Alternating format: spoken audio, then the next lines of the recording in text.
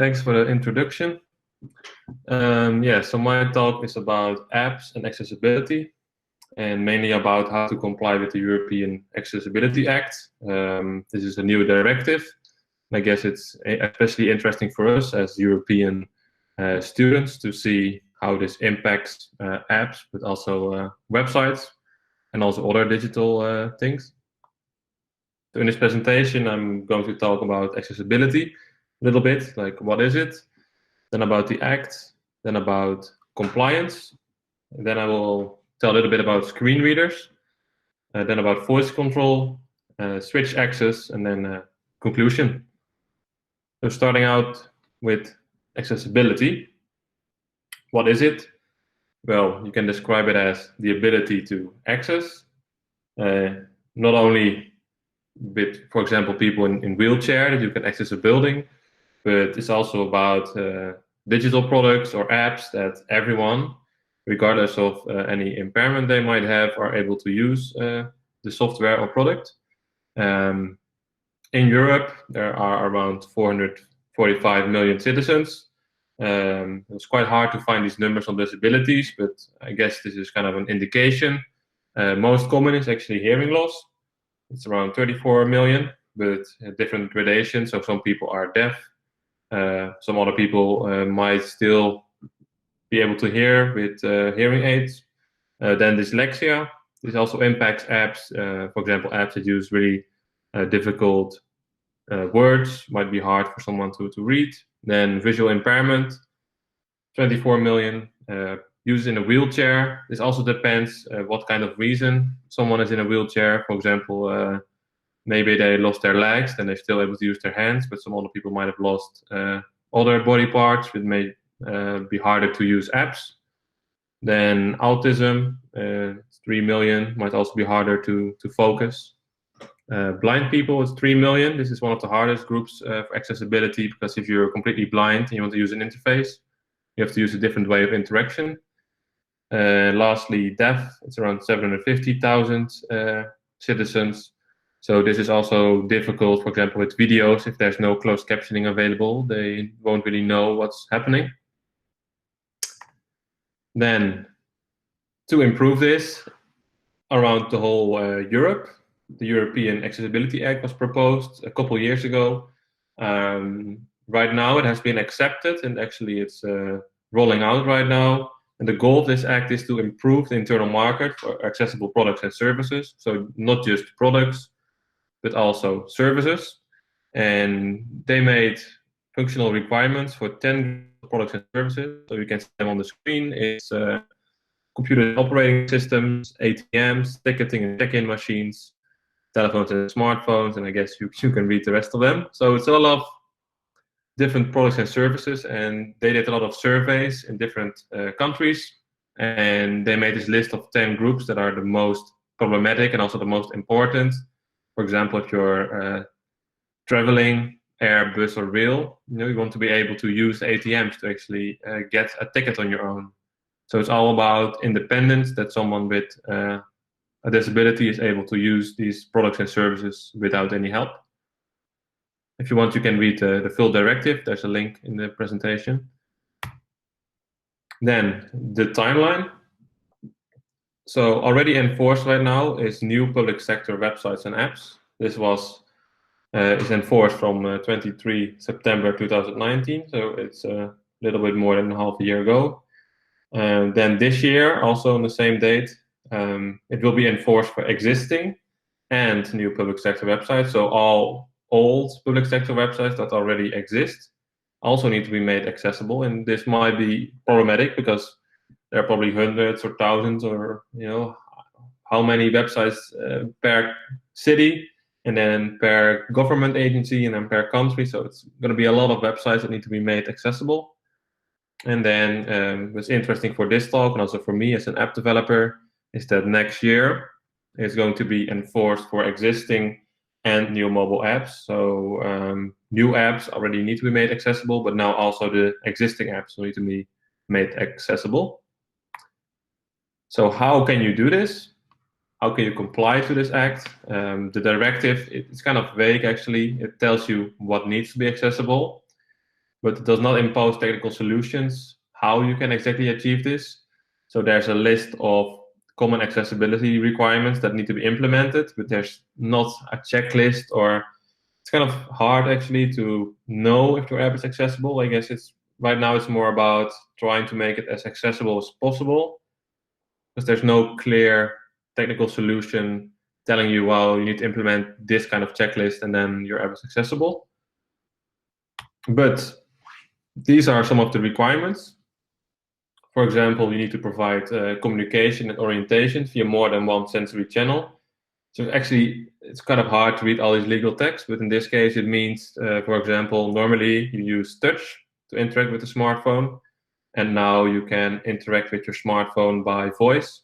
That's a different sensory channel. So B, provide for alternatives to speech for communication and orientation. For example, someone that is disabled and is not able to speak, you need to provide an alternative. So maybe you can use a keyboard instead of speech, or you can use maybe text-to-speech for communication. C, provide for flexible magnification and contrast. So this is already built in most smartphones. You can magnify, you can adjust the contrast ratio, but it's not always possible in the apps themselves. So this is also something that needs to be implemented. D, provide for an alternative color to convey information. This is when you have, for example, an agree and disagree button. Sometimes it can't be clear which one is which if there's no text on them. For example, if you have a green button and red button, if someone is colorblind or blind, then they won't know which one is the agree button, which one is the disagree button. So you need to convey it in a different way, for example, by adding text as well as color. Then E, provide for flexible ways to separate and control foreground from background, including for reducing background noise and improve clarity. This is also kind of vague again. I guess it means you need to be able to provide for the user to use different color schemes in your app. So, for example, visually impaired people, they often like having yellow background with black text. It's the best readability for them. Part 2 of the requirements, F, this one is kind of easy, provide for user control volume, but still, some apps you can't control the volume. So now you need to be able to actually control the volume yourself. G, provide for sequential control and alternatives to fine motor control. For example, if you have some kind of slider on the screen, it can be hard if someone has like a shaky hand or something to adjust this. So you need to provide alternatives. I'm not exactly sure how to do this in an app. But this is kind of the hard thing about these guidelines. They are guidelines and they provide some requirements, but they don't say how to do it. H, provide for modes of operation with limited reach and strength.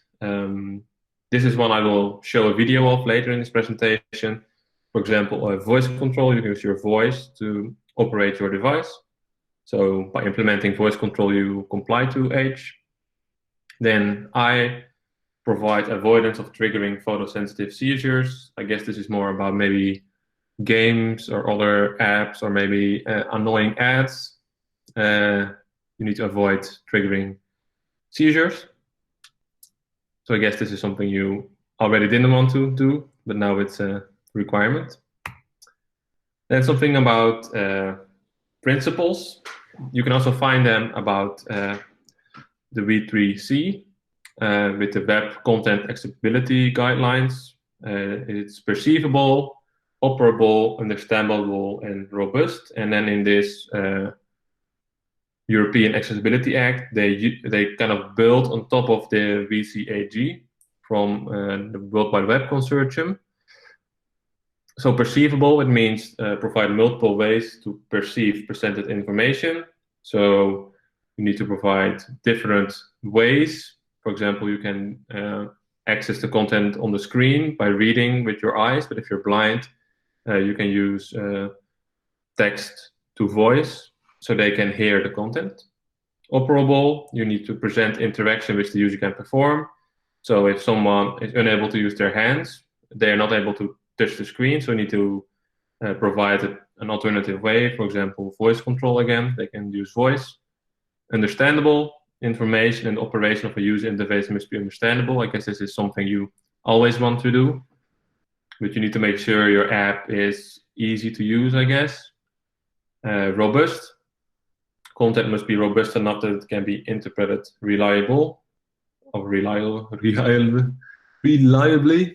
right. So this means, I guess, your app shouldn't crash. It should function as expected. If you press a button, something should happen. Your field should give some feedback. Yeah, so those are the sort of 4 principles you can implement in apps, but also on websites. Then something about impairment. So what kind of impairments do actually affect app usage? So you have visual impairment. This means a user probably uses a screen reader, or they want to use dynamic font size, so they use a larger font size, or they use or need to have different contrast ratios. Then hearing impairment. What you need is to have, for example, speech to text, so they can read the content instead, and also closed captioning on video, so they can read what is being said. Then for mobility impairment, you can have voice control, to use voice to control your device. Another option is to use switch access. Those are external devices, buttons to control your phone. Then for learning disability, you can use text-to-speech, because sometimes people are unable to read content, but if they can hear the content, they can understand it. And down at the bottom, you can find some accessibility help pages from Apple and Android about iOS and Android. So now some examples. I guess this is the most interesting part. It's about the screen reader. So what is a screen reader? It reads what is shown on the screen. And you can use special gestures to navigate the interface. On Android, there's a built-in screen reader. It's called TalkBack. And on iOS, there's a built-in screen reader named VoiceOver. In this video, I'm showing a demo on iOS. Also, what's interesting is that most visually impaired people, which is the group which uses screen readers, most of them use iOS. So I'm going to give a demo on iOS. So you can turn it on your device. VoiceOver on. VoiceOver speaks item. Bullet tap 1. Bullet double tap to activate the selected item. Bullets like 3 fingers to scroll. Bullet to go home. Slide 1 finger up from the bottom edge and bullet to use the app switcher. So now I'm swiping with 1 finger to go to the next item. And there are a lot of different gestures to go through this interface. You should imagine that you can't see what's on the screen. You need to navigate purely by what you hear. Slide up, bullet to VoiceOver practice button. So this is a practice of some of the gestures that are available to navigate. VoiceOver practice heading. Practice touch. Speak item. So if you touch on the screen, it will speak the item which you touch. Oh, now it's going to a different slide. Let's see. VoiceOver practice button. VoiceOver practice heading. Waiting for the Practice second touch. item. Speak item. Touch. One finger swipe. All right, so 1 finger swipe up. If there's a rotor item, it's a special screen reader item. You can go to the next item. Preview 1 finger. Then if you swipe down, this is not working with the breaks. So let's skip again. I'm just going to play this video. Speak item. Touch. 1 finger swipe up. Preview 1 finger swipe down. 1 finger swipe right. Move to next item. 1 finger swipe left. Move to 2 finger scrub. S8. 3 finger double tap. Toggle mute. 2 finger double tap. Magic tap. 1 finger swipe left. Move to done button. VoiceOver practice button. Accessibility features help you customize your iPhone for your notifications. Sounds and haptic. Do not screen touch. General button. Control this accessibility. Accessibility features help vision. VoiceOver on. VoiceOver off. Yeah, so I try to show the different gestures you have. But if you want to try it, I guess the best is, especially on iPhone, you can do the tutorial. On Android, there's no tutorial to follow, but you can still play around with the gestures. So you have different gestures to navigate. The basics are you can swipe right to go to the next item, swipe left to go to the previous item. You double tap to activate the item. Then you have some other special gestures like drawing a Z with 2 fingers on 2 screens on the screen to navigate to the previous screen. You can also close pop-ups that way. But the problem is that most apps don't support screen readers because you need to provide accessibility features in your app. So most apps don't work well with screen readers, but if you follow the accessibility guidelines from Apple for iOS or from Google for Android, then screen reader user will actually be able to use your app. Then the second example is voice control. This is also a demo on iOS. On Android, it's called voice access. It works in the same way. You control an app with your voice. A grid appears on the screen, so you have different numbers on the screen, and you can speak commands to execute actions. For example, you can say tap 1, it will tap the number 1 on the screen, and you can scroll down, scroll up, and there are actually more than 100 commands you can use. So this video, you can see in the top of the video, you will see what I'm saying.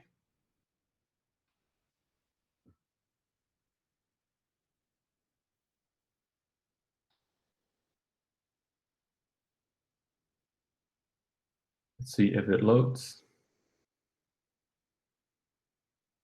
There we go. So I'm turning on voice control. Right now it's only available in English, so if it's kind of hard for people who are, for example, Dutch, or if you're French and disabled. Most people don't speak English if they have disability. So right now it's only really able to use this for people who speak English. So in the top, you can say, for example, I say tab 6. Then I say go back, it goes to the previous page. Then I can say tab 9, it taps element with number 9. I say scroll down, the screen scrolls down. Then I tap 13. I say tab 1, so I go back to the previous screen.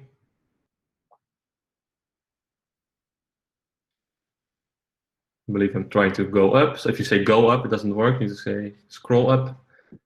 And now I'm going to turn it off again. I just say 2. It will give you, it will tap on the screen. So this way, if you're, for example, in a wheelchair and you're not able to use your hands, but you are able to use your voice, then you can use voice control to control apps. Then the third demo is switch access. So this is mainly intended for people, again, who are in wheelchairs, but this time people with more severe handicaps. So for example, if they're only able to use one finger of their hand, or only able to use their elbow, for example, they can use one button to control your device. So there's different kind of switches. Basically, those are buttons, like a fire extinguish button, like a big red button. You also have internal switches on iOS. These are the screen and the camera, so you can also use your head to turn left to go to the previous item and right to select an item. This is something that's not possible on Android. Again, only iOS. External switches, yeah, usually physical buttons, but they can be any shape as long as you can execute an action on them. Yeah, you can navigate the whole interface by assigning actions to these buttons. You can also have multiple buttons. For example, you can have one button to go to the left, one button to go to the right, one button to select.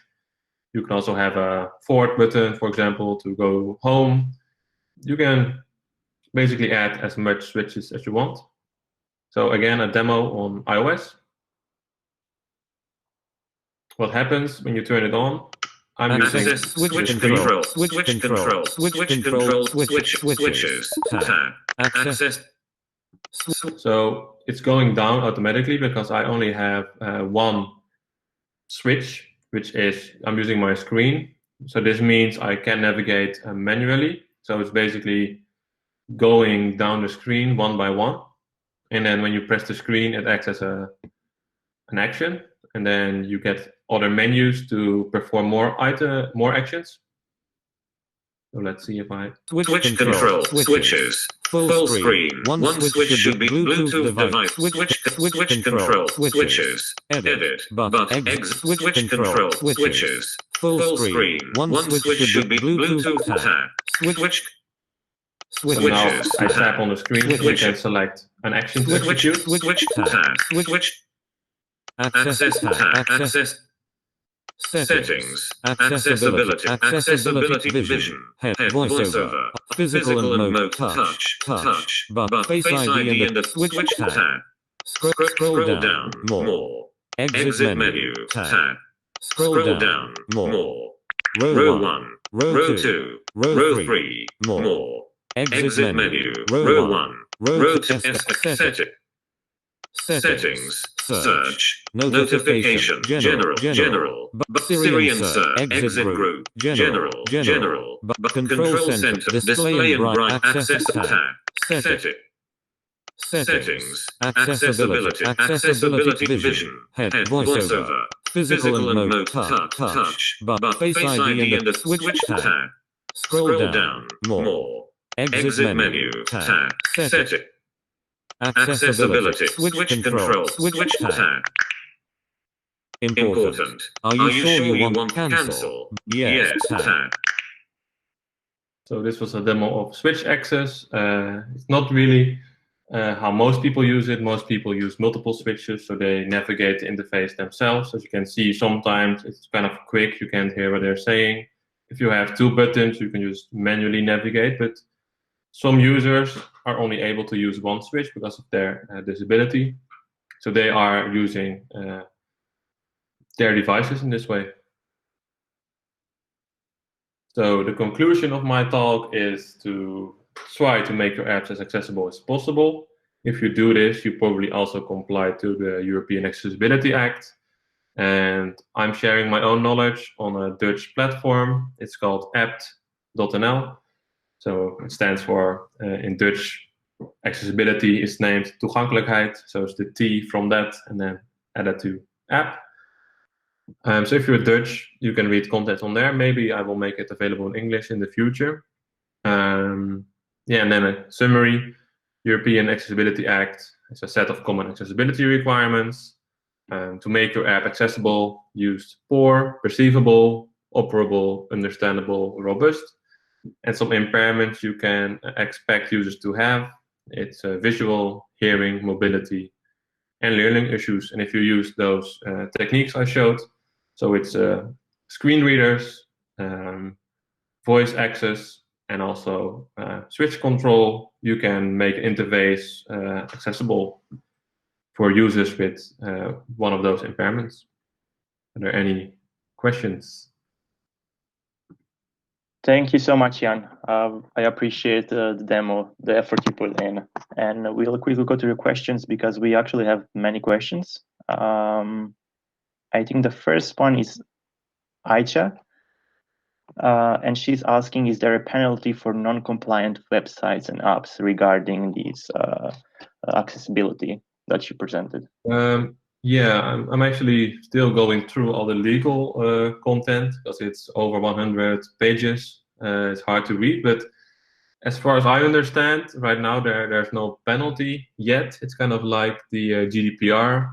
There's supposed to be a penalty. Maybe some big companies will get a penalty, but especially smaller companies and also I guess medium-sized companies, I don't expect anyone to get a penalty at this point in time, but maybe in the future, after a couple of years, maybe there might be penalties. I think it's up to all the countries to decide. So because the law is European, but then each country, for example, Netherlands, they have their own sort of variation on the European Accessibility Act. They can be more strict or equally as strict. So I guess it depends on the country and the future. And kind of related to that question, we have seen asking, are there any directives to be enforced for private sector's websites and apps? Yeah, so this is interesting. It's actually not in the European Accessibility Act, but there is a different act from the United Nations, I believe. And I was actually surprised to read that, for example, discrimination if people with a wheelchair can't access your building, and apparently apps also fall under those kind of regulations. So apparently there are some kind of directives to be enforced for private sector websites and apps, but I don't think, again, there are any penalties. I guess it's, yeah, so I guess the regulation is there, but nobody's really checking it. So if I can add to that, so it's a bit different than GDPR in that case, right? Because GDPR applies to basically all the services that are available in the EU, not just by public sector. So this is mainly targeted towards like public sector services. Yes, yeah. So this specific act is mainly about the public sector. So basically, that any citizen can use the services of the government properly. So any digital things like websites and apps. For example, in Netherlands, we have a lot of apps for garbage. So each city has a different garbage app. It's like a white label app. So those kind of apps need to be accessible in the future. But for the private sector, I believe there's different regulation, but I don't think anything is kind of being enforced with penalties at this point. Okay, thank you. And I will kind of combine Guillermo and Jayao's question, because they ask, if you're an individual, for example, designer or developer, is there a guideline of patterns to follow to make the apps more accessible? Are there toolboxes to use in early design and late evaluation phase to check apps accessibility compliance? Yeah, there are some guidelines actually by Apple for iOS.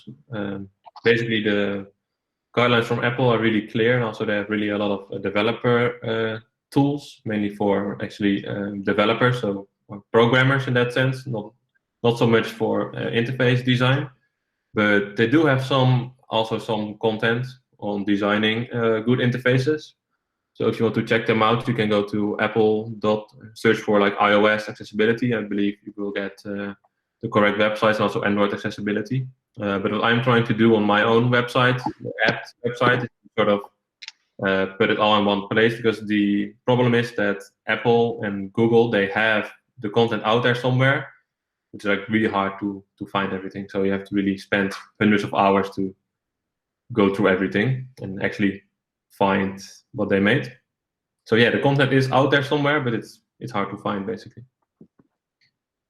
And I think I would ask the last question because there's nothing else. I'm kind of thinking more about the future. So the prominence of AI in using it in apps, because now it's some rudimentary thing like text to voice, but I guess there's going to be a problem in the future because AI is not regulated, and you yourself said that these accessibility things are not, there are some regulations, but they are not really thinking that much about having it on all the platforms. Are there any like worries you have as a designer and as a creator of these apps in the future? So about accessibility and AI? Yeah, the combination of the two, like there seems to be not so much regulated in that area. Yeah, I don't know about what they try to do, but I can imagine that AI might replace, for example, like chatbots. It might be harder for some users to interact with these chatbots because they are only available by keyboards, so to type. But if you're not able to use your hands to type, then maybe you need to use voice to text. But for example, I believe most chatbots, chatting, they don't support voice. So in that way, they're not accessible. And then maybe AI will replace certain abilities to call companies. Instead, they will have like a knowledge base where you can find your answer, or like a chatbot you can talk to. So yeah, maybe we'll have some issues with accessibility. Okay, perfect. Thank you. We don't have any more questions.